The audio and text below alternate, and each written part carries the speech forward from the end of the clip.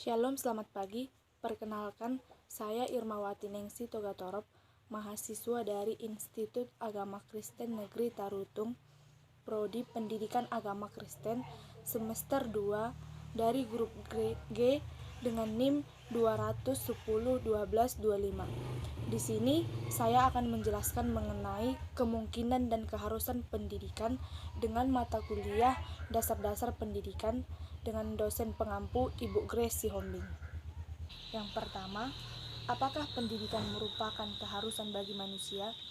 Menurut saya pribadi, iya. Pendidikan itu adalah sebuah keharusan bagi setiap manusia tanpa memandang status maupun derajat siapa manusia tersebut. Yang kedua, mungkinkah manusia dididik? Di sini dikatakan menurut fakta biologis menunjukkan bahwa manusia ketika baru dilahirkan dalam keadaan tidak berdaya tetapi mempunyai potensi untuk bertumbuh dan berkembang. Nah, dari fakta yang ditunjukkan oleh dasar biologis tersebut, kita dapat mengetahui bahwa seorang manusia itu dapat dididik. Hal ini juga didukung oleh bukti yang menunjukkan bahwa anak manusia itu bersifat fleksibel. Anak manusia itu juga mempunyai otak yang besar dan berpermukaan luas. Lalu, mempunyai pusat syaraf yang berfungsi untuk menerima pengaruh dari luar.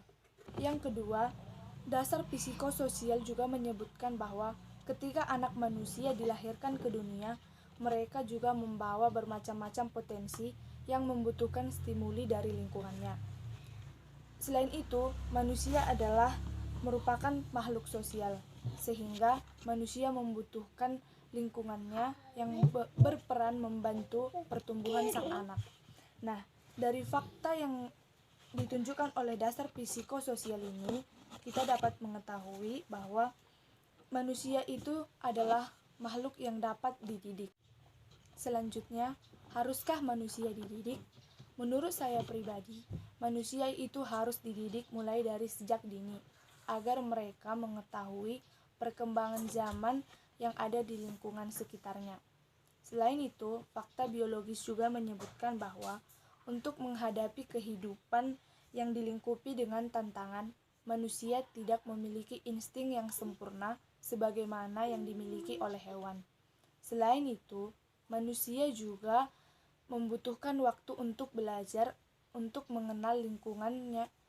Dari dasar psikososial antropologis juga menyebutkan bahwa manusia itu harus dididik, karena untuk menghadapi kehidupan yang penuh dengan tantangan ini, manusia itu sudah memiliki keterampilan, pengetahuan, dan juga sikap.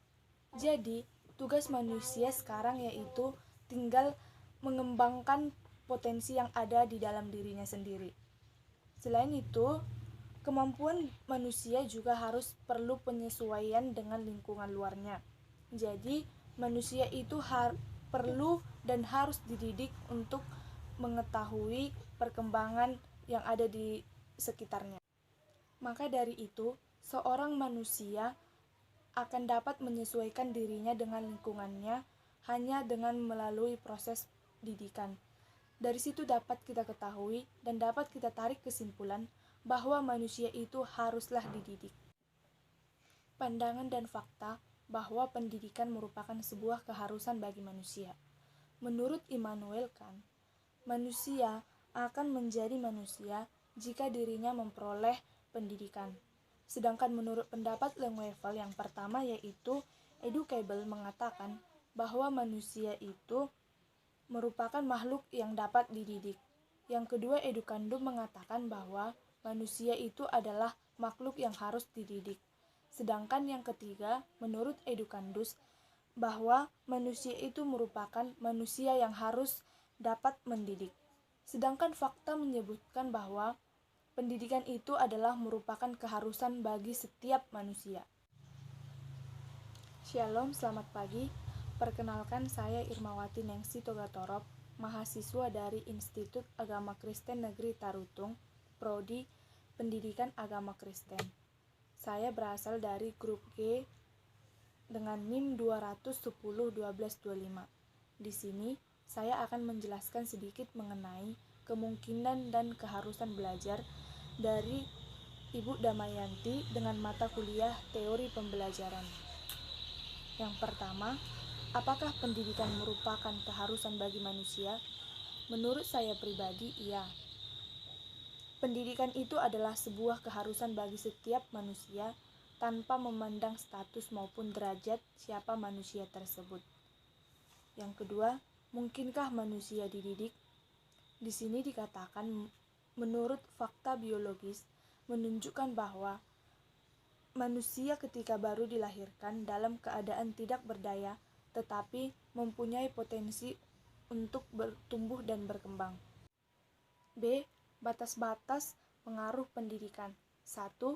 Teori imperialisme. Teori imperialisme ini mengatakan bahwa ketika anak dilahirkan, mereka mempunyai jiwa yang kosong. Jadi di sini, lingkunganlah yang berperan dalam mengisi kekosongan jiwa anak tersebut. Nah, dari keadaan ini, kita dapat mengetahui bahwa lingkungan sangat berperan penting di dalam tumbuh kembangnya anak tersebut. Yang kedua, teori imperialisme juga menyebutkan bahwa pendidikan itu bersifat menentukan. Maksudnya di sini yaitu, mulai dari sejak dini, pendidikan itu harus sudah didapatkan oleh anak tersebut.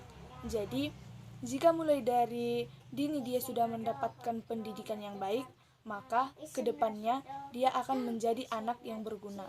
Sebaliknya, jika anak tersebut tidak mendapatkan pendidikan mulai dari sejak dini, maka masa depannya akan menjadi suram dan tidak secerah anak yang mendapatkan pendidikan pada masa kecilnya. Yang kedua, teori nativisme.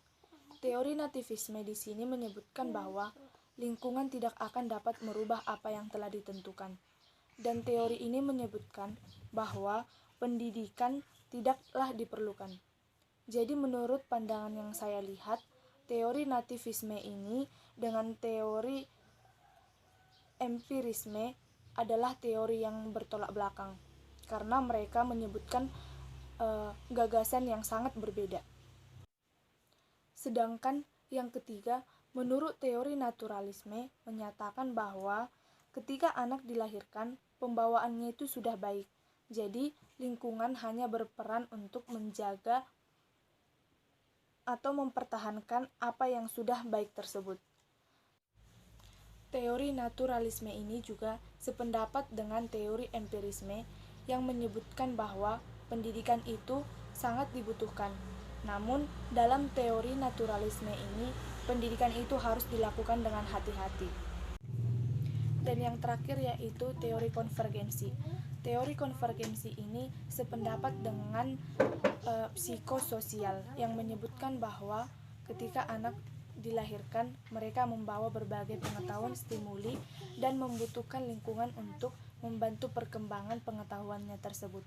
Dan menurut mereka, pendidikan sangatlah dibutuhkan bagi setiap manusia. Nah, dari penjelasan di atas, kita dapat menarik sebuah kesimpulan bahwa pendidikan itu sangat dibutuhkan untuk mempengaruhi perkembangan individu setiap manusia. Tetapi pengaruhnya tidak bersifat dominan karena ada faktor lain yang berperan, di antaranya itu pembawaan. Dan juga kita dapat mengambil sebuah kesimpulan bahwa selain pembawaan ada faktor lain, yaitu keinginan dari individu tersebut untuk mengalami perubahan. Sekian yang dapat saya jelaskan mengenai kemungkinan dan keharusan pendidikan bagi manusia. Atas waktunya saya ucapkan terima kasih. Shalom.